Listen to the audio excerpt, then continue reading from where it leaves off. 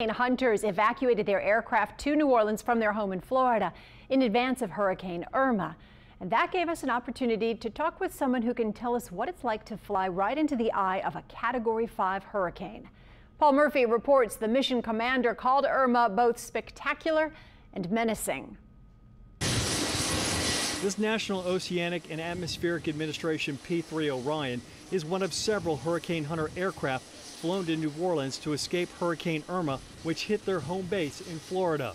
They fly directly into the eye of a hurricane to gather research data to help predict the path and intensity of the storm. Commander Scott Price says the best data about the storm is in the storm. Being able to get into the environment, collect that data, and then get that data out to the folks that work the models and generate the forecasts for the public is critically important. The Hurricane Hunters drop sensors that continuously measure barometric pressure, humidity, temperature, wind direction, and speed.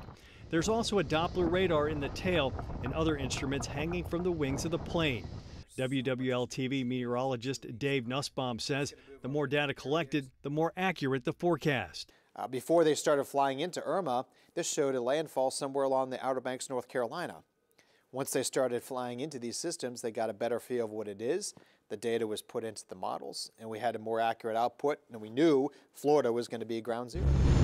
Irma was a particularly challenging storm to fly. Commander Price called Irma one of the most dynamic storms he's flown into during his 9 years with the Hurricane Hunters. A lot of turbulence, a lot of convection, spectacular view in the eye.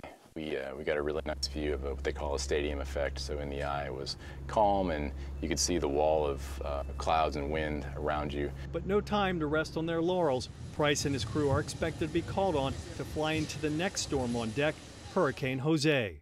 Paul Murphy, Eyewitness News. Hurricane hunters not only fly into a storm, they also fly above it and around it to get a feel for the entire weather system.